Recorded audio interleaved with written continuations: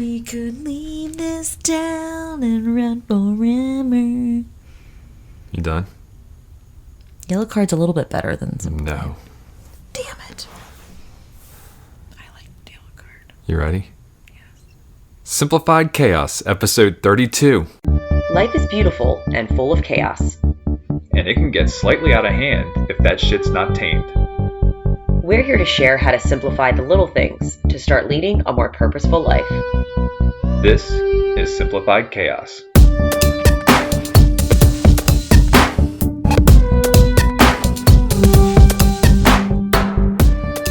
Hello, welcome to Simplified Chaos. This is Jillian, one of your hosts, and I'm with my husband and co-host, Nicholas. What's going on, folks? What are we talking about today, Jilly?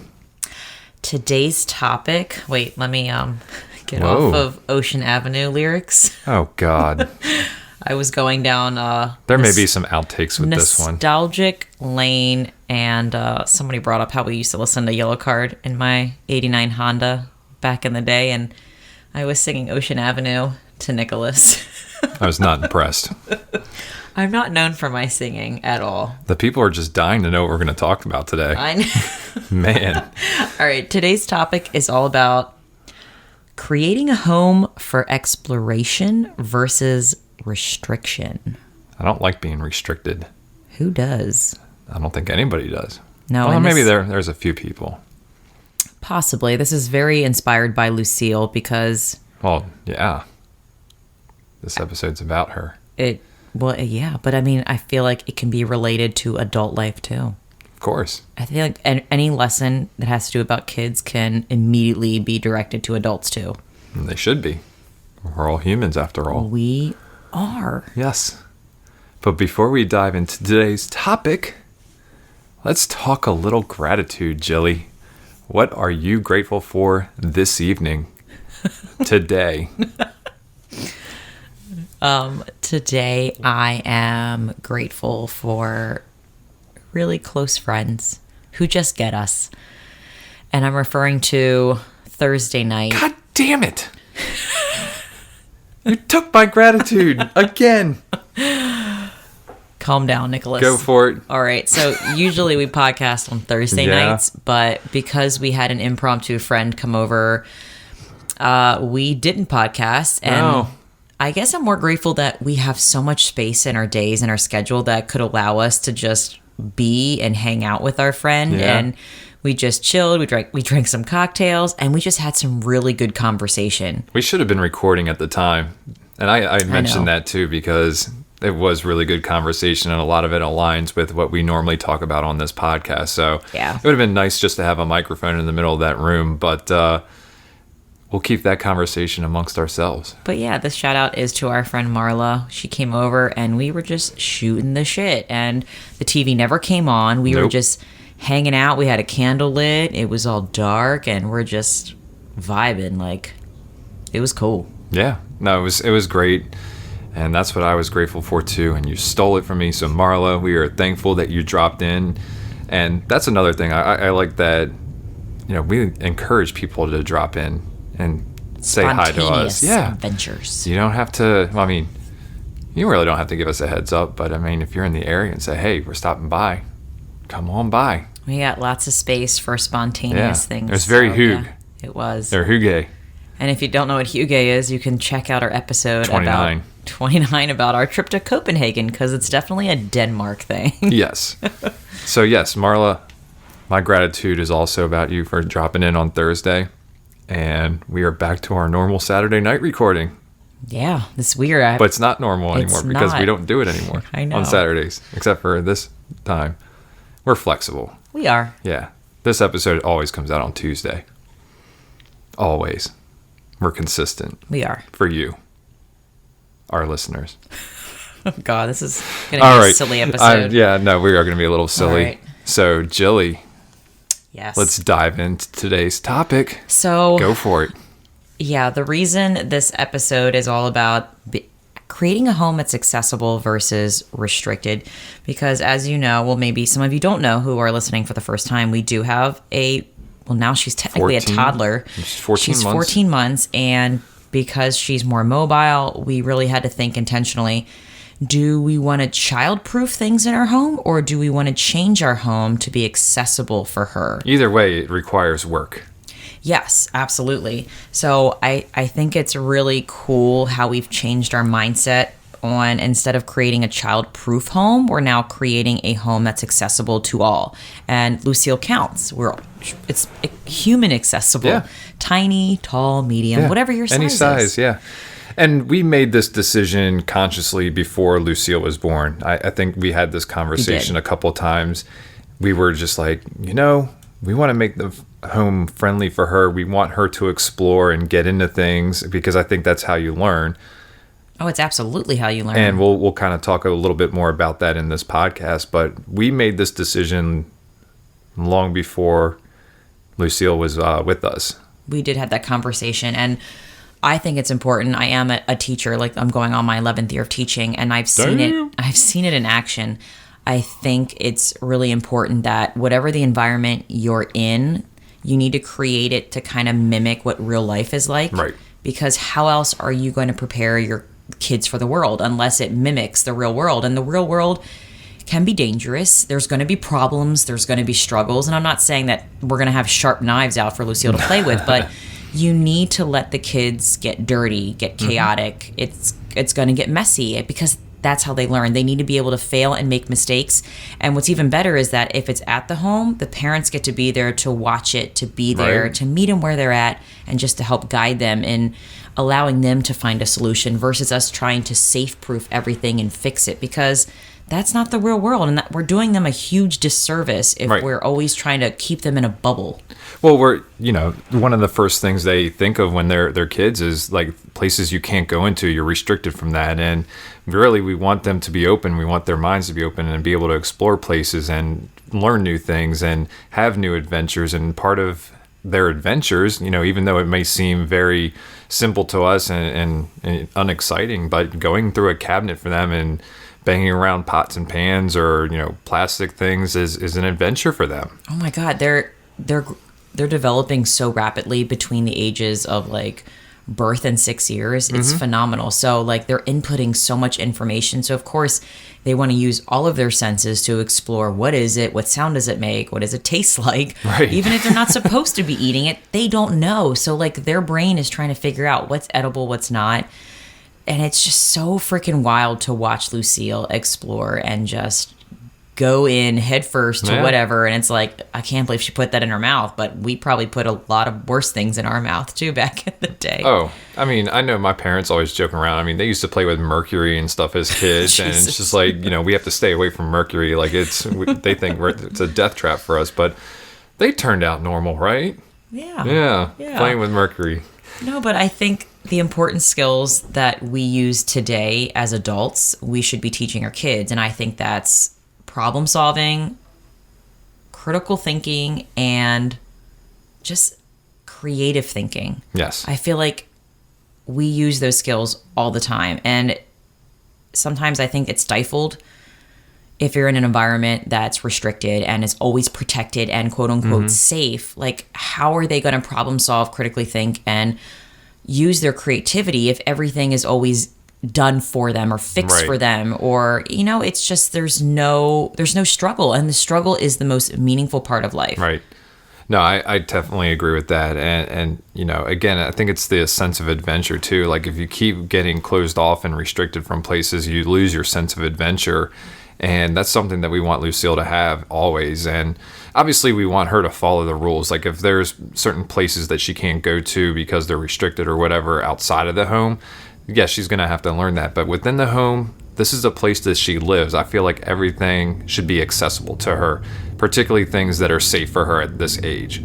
Yeah, I'm going to say it again. She's like a free-range chicken. Like we have boundaries, but we let her roam free. And the chickens that are free range are a lot happier because they have that freedom to roam and explore. The ones that are caged up and always restricted, they're very, very unhappy chickens. And that's another thing too. Like, I don't want to have to keep telling her no, not get into this, don't get into that. I don't want the word no being repeated early on in her life. Yes. It's just one of those things where it just gets ingrained, and the more you hear no, it's just like it doesn't have an importance anymore. then it feels like they have to break the rules all the time because they want to do certain thing.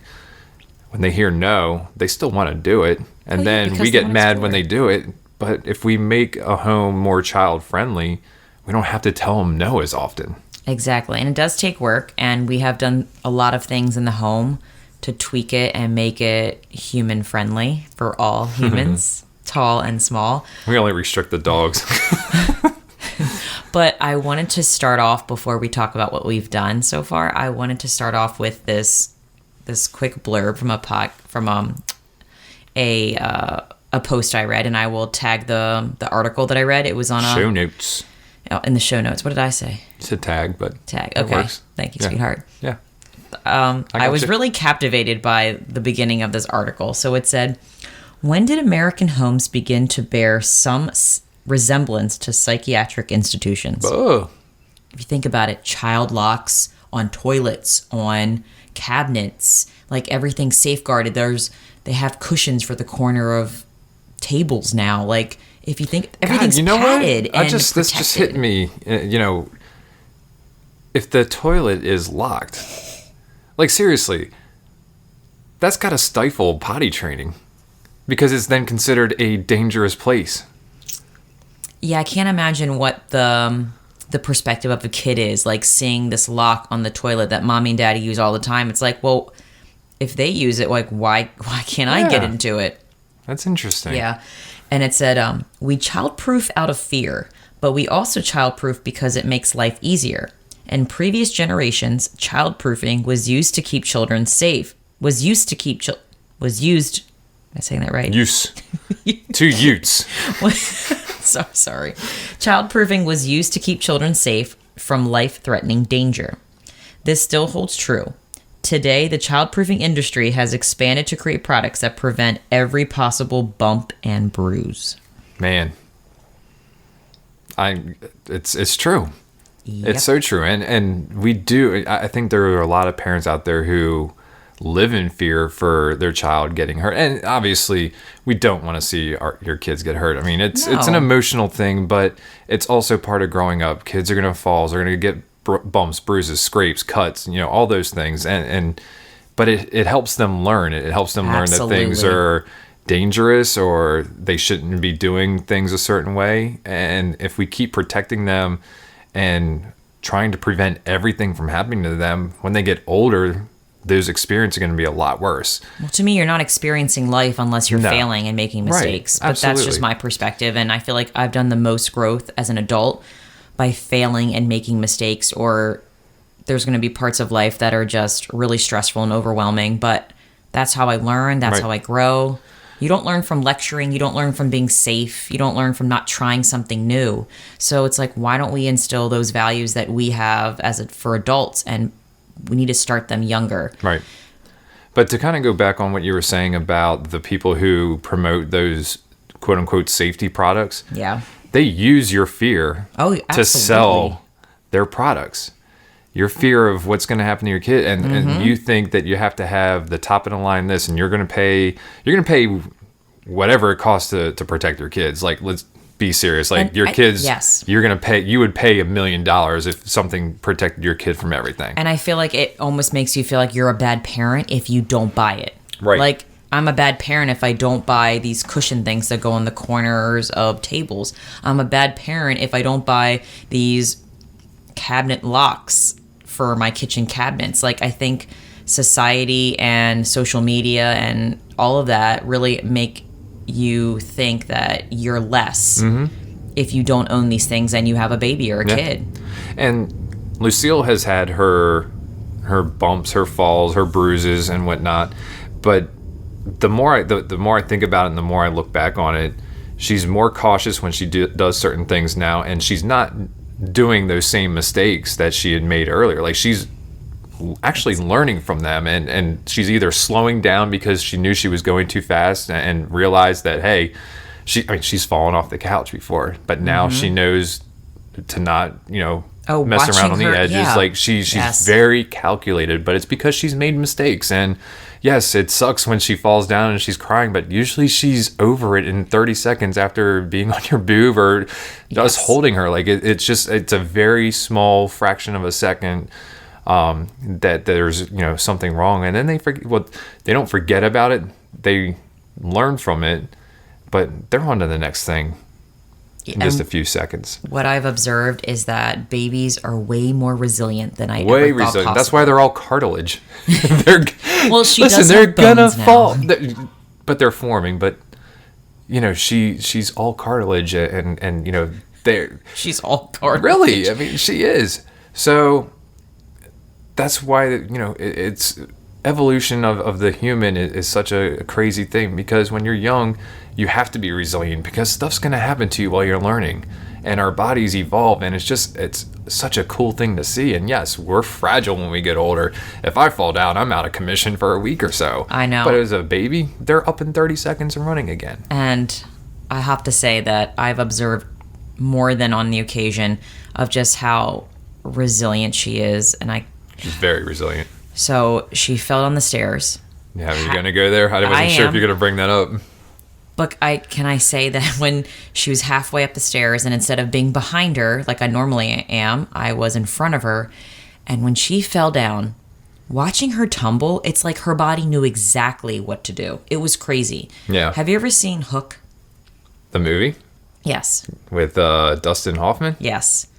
There's Robin Williams? One of the Lost Boys and he's like a bigger guy, and he he does grab his legs and he like rolls like a ball down. Yeah. That's what it reminded me of. It's like her body immediately like knew what to do. She got in a ball formation. Wow, that's crazy. She rolled down the steps, but still I'm like terrified that like, shit, my kid just fell down the stairs and I was in front of her instead of behind her. Like I felt miserable, horrible. I dreamt about it that night. Well, yeah, the aftermath was tough for you. She was fine after 30 seconds. Yes, she but was. I was more concerned about you, and I just felt like a horrible mom. But then after reflecting on it and seeing you were trying to encourage her, and I know. and it's just one of those things where you've she's been up and down the stairs already probably 100 times. With supervision, except for that one time when she went up by herself. But we wanted to encourage her, and you wanted to, have her go up the stairs, and it was just one of those things. We're still learning as parents. Yeah. Just as much as the kids learning, we learn as parents, and it is. She's as teaching bad as me you to felt, trust her. Yeah, I mean, she was fine. Yes.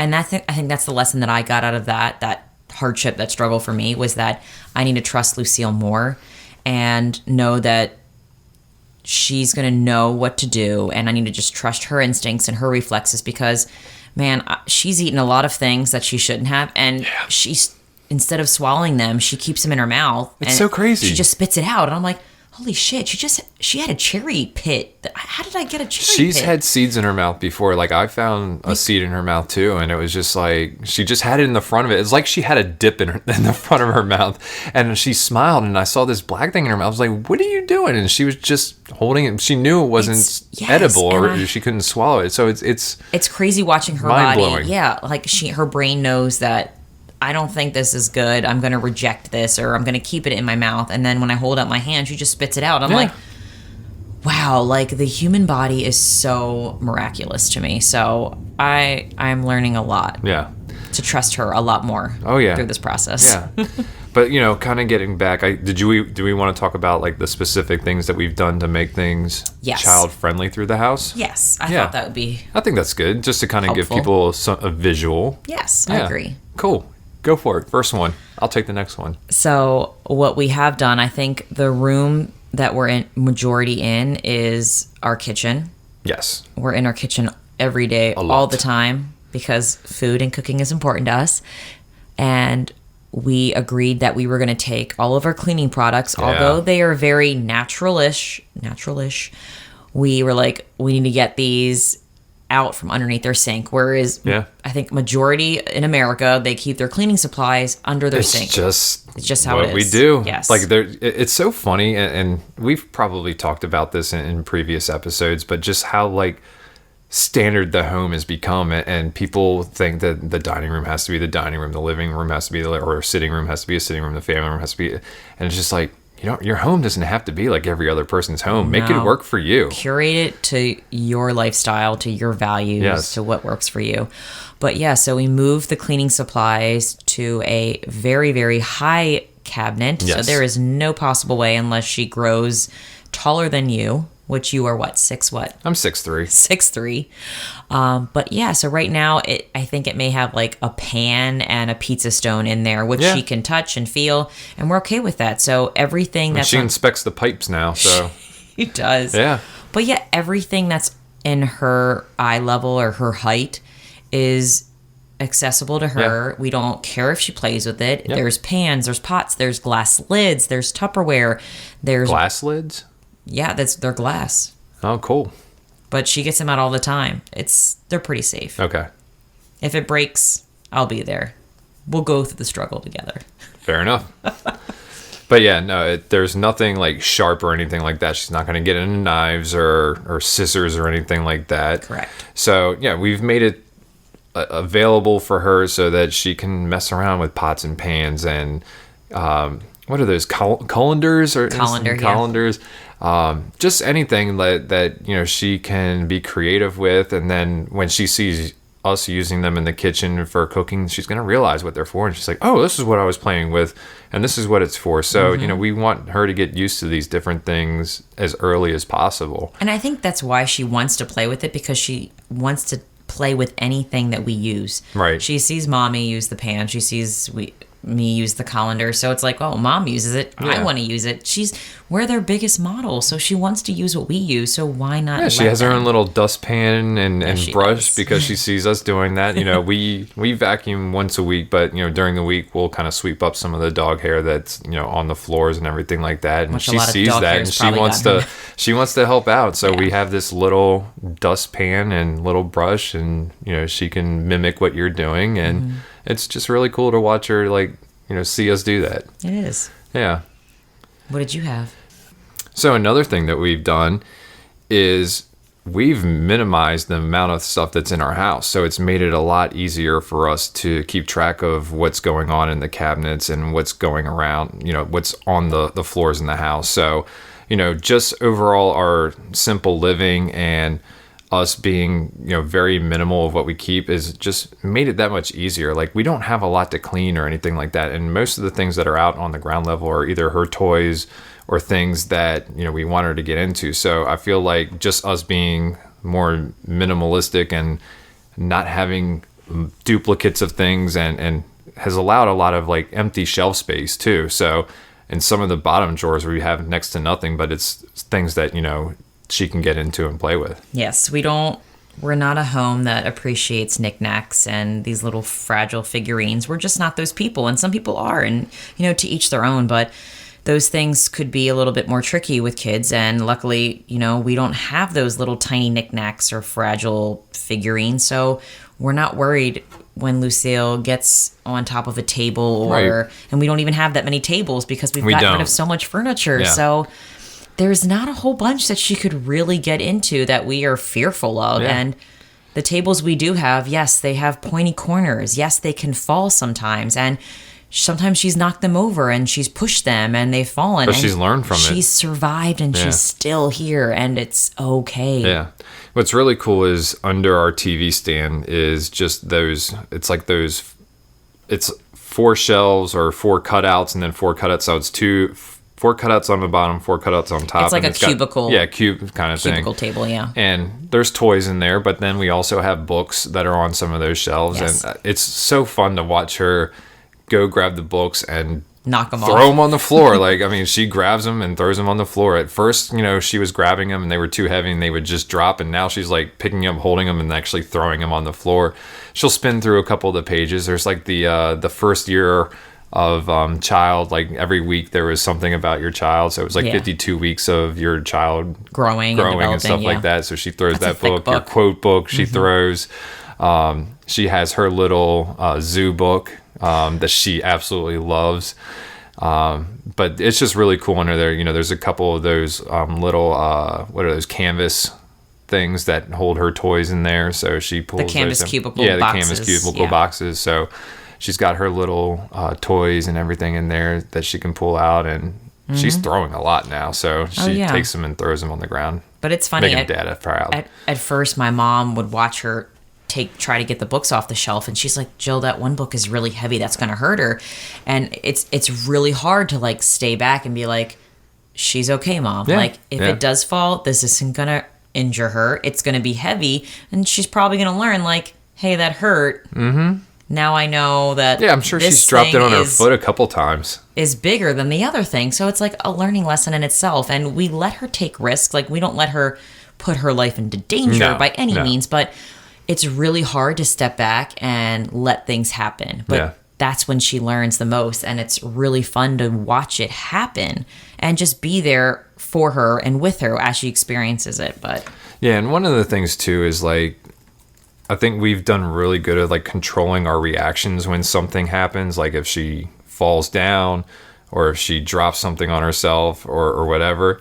If she doesn't cry or anything like that, we don't make a big deal out of it. I know like the first thing is for somebody to like gasp or something like that when a kid falls, but you know, we have trained ourselves because the first couple times we were like, oh, are you okay? Yeah. And then it's just like, we don't say anything now. Like she falls down and it's just like, we just wait for her to come to us. And most of the time because she doesn't get that reaction from us, she just kind of gets up and does her own thing. But if she starts crying, of course, we're going to go over there and console her and make sure that she's okay. But for the most part, she falls down, looks around, and back up again. Absolutely. Yeah. And I think another thing we've done is that we understand that any kind of furniture we have, we accept that it's an exploration device for her. It definitely is. It's not made to look pretty and perfect all the time for company. And for us, our couch is going to be a climbing machine for her. And she's already doing it. Yeah, like chairs, anything that we have. I think we've prepared our mindset that this couch is no longer for sitting. This couch has a new purpose. It's now for climbing, for jumping, for pushing, for pulling, and we're okay. Yeah. Like that's how she needs to figure out what the couch is for. And if you think about it, if we come into this world and you see this couch, it's like, I don't know what this is for. I see people sitting on it, but I need to test out these waters to see what this really is. And that's what her brain is doing. Her brain is trying to process so much. If you think about our homes, because there's so much in our homes, can you think about the overload of stimuli that's around her that she's like, I need to try and test everything, experiment with everything. I need to use all my senses to figure this out. And it's so crazy watching her do that. But it's really hard to not stop her. And it's funny you say that too, because not only is it overload for a kid, but oftentimes it's overload for adults when there's so much stuff in the house. And we've covered that before in past episodes. Decluttering is for one that I can pull off the top of my head. But yeah, if it's stressful for us, if cluttering is overwhelming to adults, think about what it is for kids. You know, and that's why we've done I feel like we've done a really good job of limiting the amount of toys that are out. Absolutely. Because we don't want her to be distracted, and we want her to use her imagination with what she has. And she is always figuring out things to do. And it's just been really cool to see the evolution of what she's done with certain toys and now how she uses them. Yes, I think by limiting the amount of toys we do keep in the house helps her learn how to focus more. And making sure the toys are like open-ended, like it doesn't have just serve one purpose, you know? So I think that because we do have less toys, it allows her to be more creative with less, and it allows us to be not as stressed either. Like she's not stressed and overwhelmed. Cleaning up at the end of the day is very, very easy. I mean, it takes us, if she pulls everything out of her baskets and whatnot, it would still take us maybe a minute and a half to clean up everything. Yes. It's very easy. And I had something I wanted to share that we actually talked about on Thursday with our lovely friend Marla. Yeah. Is that I think when you are a parent, because you want to make the environment so perfect and safe, is that I had this desire that I was like, Nick, I want to get rid of the TV. I don't want Lucille to be in front of the TV at all. I don't want her to be distracted. I just don't want it to be I don't want to be in the home anymore. Like, I just don't want it there. And Nick and our friend Marla was telling us that, so you want to, you want to expose Lucille to everything and teach her how to solve problems. But I think that it's more valuable to have it in the home and teach her how to use it appropriately. And that was huge to me. Like, teaching Lucille boundaries and how to create, I guess, limits on things that may not be as good for us. Right.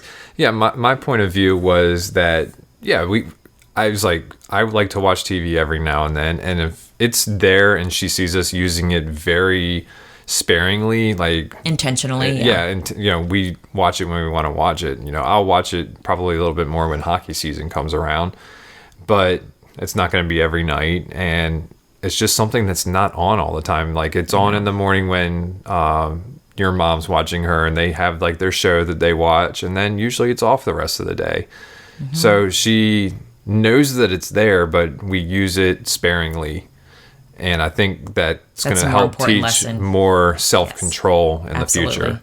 It's almost, like, I'm all about creating a home that's accessible. And I think by leaving the TV there is showing that, yes, it's accessible, but we're going to show you how we use it with intention, our purpose for using it. And I think that's truly a lot more powerful. I think by taking the television away, it's almost like putting pads in your home so that she doesn't get hurt. And it took me a while to kind of reflect on that, and I was like, you know what, you're right, I can't create the perfect safe environment for her, so why not leave the TV in here, show her how we use it, and we'll just be on our way.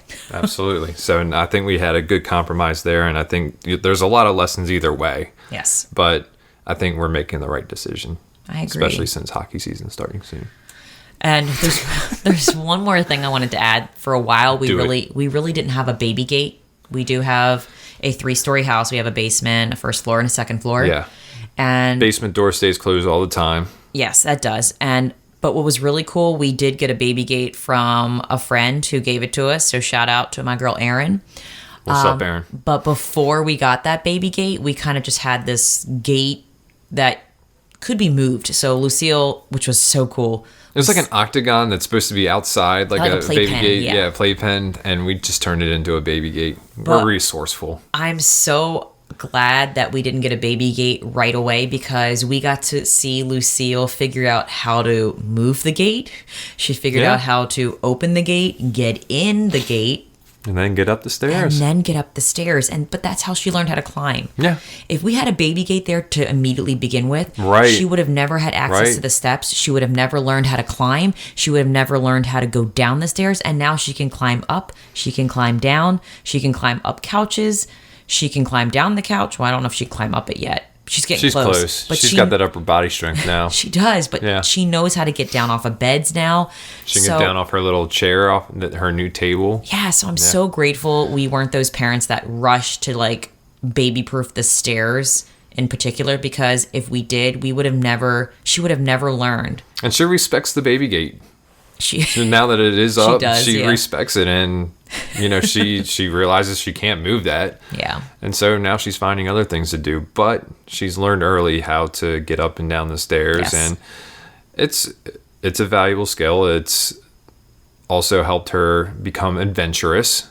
Yes. She's had a mishap, as we mentioned earlier, but she's learned from it. Yes. And I will say the baby gate is not to restrict Lucille from climbing the stairs, because we love being there when she climbs the stairs. It's more so when climb the stairs. When mom's cooking in the kitchen, I don't have to worry about Lucille climbing the stairs when I'm cooking. It's like I can close it and know that I have boundaries for my little chicken, so she can roam free while I'm doing other things. And then we'll get a baby gate for the basement when she learns how to open doors, because she's getting close to reaching that already. Can you believe that? 14 months and she can almost reach the doorknob. Stop it. It's crazy. It is crazy. So we'll eventually get a baby gate for that.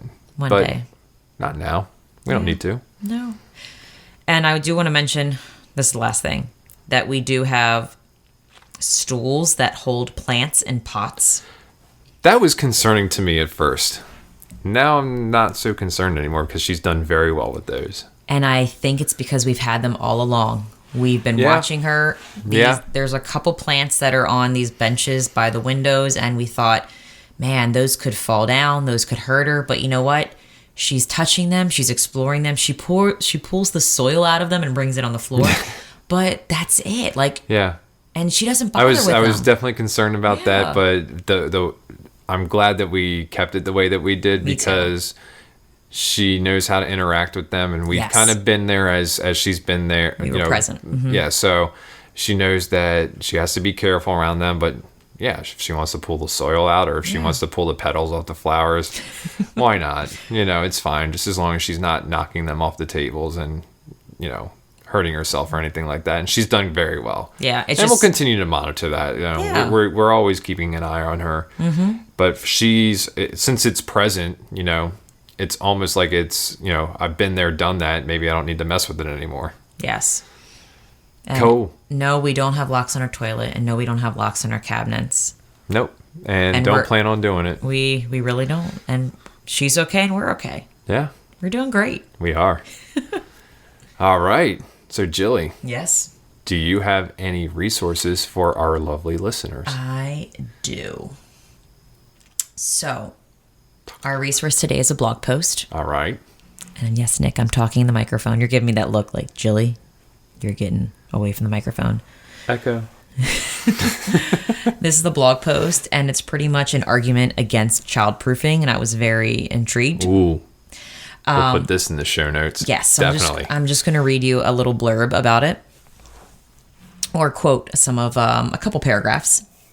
So, in this blog post, it says, allowing children to practice managing moderate dangers and boundaries inside the home may be the first step in helping them to make good decisions when they step on the outside, which means the real world. And she goes to talk about her son. I love my son, and I supervise him closely. I truly believe he is going to be safer, more intellectually curious human being as a result of having experiences to test the boundaries and limits of his environment. I also believe that I will be a more confident, fearless mother by using these early opportunities to practice my hand at setting limits, teaching discipline, and modeling safety. Not to mention that his immune system will be stronger from sticking his hands in the toilet repeatedly. And Lucille loves sticking her hands in the dog bowls. Yes. And she's eaten dog food before. Yeah, she's eaten dog food. She loves splashing the water bowls. So yes, she will be very resistant to different diseases. Yes. And it says, over-the-top childproofing can deny children of the opportunity to make mistakes and learn to respond to structure. Babies and toddlers can be taught... Oops, sorry about that. Uh-oh. It's so sensitive. That's what she said? No. Damn it. Sorry. There we go. Babies and toddlers can be taught to be careful. They can make mistakes, but they can also learn from them. They can be taught not to touch everything in sight. All of this is possible, but don't get me wrong, it does take a great deal of time and attention. It does. That's good. I agree with everything there. And I think the way we're doing it, where we're creating a home that's more accessible, I think more of the work is in the forefront, like creating the environment. Whereas if you childproof things, the work is on the back end of it, because if they do get into it or something does happen, then you're going to Home Depot and getting more shit. You have to go, try to find solutions for what does happen on the aftermath. So I think we're being more proactive than reactive, and I'm okay with that. We are. No, and we'll kind of circle back. We talked about this before she was born. We made a lot of the moves. So really, it's the same amount of work, whether you're child-proofing or whether you're making it child-friendly. The only difference is child-friendly is cheaper, and it's something you can do in your own home without having to go out to Home Depot or anything like that. It was just very easy for us to move some things around. But I think it all brings back is to, why are we child-proofing?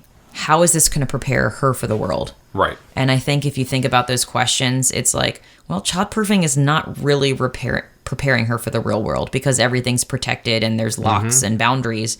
Whereas the way we're choosing to do it is like, well, she's going to have problems. She's going to get into things. She's going to explore. She's going to make mistakes, but we're going to be there to kind of help guide her. And I think any parent would rather be there to help guide them in problem solving versus not being being present when that does happen. At least that's how we want to roll. Absolutely. Yeah. All right. Anything else? No, that's about it. Let's get into that quote of the day. Jilly. All right. Our quote of the day is by Judy Blume. Judy. Yes. What's up, Judy? Each of us must confront our own fears, must come face to face with them. How we handle our fears will determine where we go with the rest of our lives, to experience adventure or to be limited by the fear of it. I don't want to be limited by fear. I don't either. No. We're adventurers at heart. And I have one more quote. Oh, 2 quotes. By James Stevens. You know what's better than 1 quote of the day? 2 quotes. It's going to get a little weird. 2 quotes of the day. His quote is, "Curiosity will conquer fear, even more than bravery will." That's why my friends call me Whiskers. Oh my gosh. Because I'm curious like a cat. What is that from? Harry Carey, Saturday Night Live. Sorry, that's the only thing I could think of. I didn't mean to make a joke out of your quote of the day. You ready for our Take Action Challenge? Let's challenge our listeners. So, your Take Action Challenge is live life out of the bubble wrap, or even let your kids live life out of the bubble wrap. Yes. Let yourself, maybe your spouse or a friend, or even your child if you have children, face a fear or a challenge head on instead of trying to prevent it. It's okay for it to happen. Be present with them and meet them at their level. Help guide them to find their own path to solving a problem, because that's where the true learning happens. I'd like to know if anybody tries to face their fears this week. Message us if you've done something. And please to face your fears. Don't take this as, oh, I'm not going to wear a helmet when I go bike riding. Yeah. No, don't be dumb. Yeah. Maybe do things within reason. Take a new path on your bike versus doing the old path you always do. Go down a new street. Don't be afraid to get lost a little. We all have GPS now. Yeah. It's okay. And don't try the hot dog that's been on the 7-Eleven roller for 36 hours either. That's not facing your fears either. That's just dumb. Thank you, honey, You're for the welcome. dynamite drop it. Hey, just in case anybody was fearful of a 36-hour hot dog. You never know. I don't think they're allowed. Are they allowed to keep them out there that long? For some reason now I really want a hot dog. Oh, I'm down. It's too late. We can't eat hot dogs. We'll have dreams and nightmares. Well, speak for yourself. All right. All right, folks. That's going to wrap it up for today's episode. We hope you enjoyed what you heard today. And if you did, please like, screen share. Yeah, share, take a screenshot and put it on social media. Please write us a review. It helps us reach a larger audience, and we will talk to you lovely people next week. See you later, guys. We want to thank everybody for listening today. Please be sure to subscribe and sign up to receive notifications so you know when the next episode is live. If you like today's episode and know someone who could benefit from the topic we covered, please share it with them. And if you have any suggestions for us or want to chime in on today's topic, you can email us at simplifiedchaospodcast@gmail.com, and that's chaos with a K, or send us a comment on Facebook, Twitter, or Instagram. Thanks again for listening, and we will see you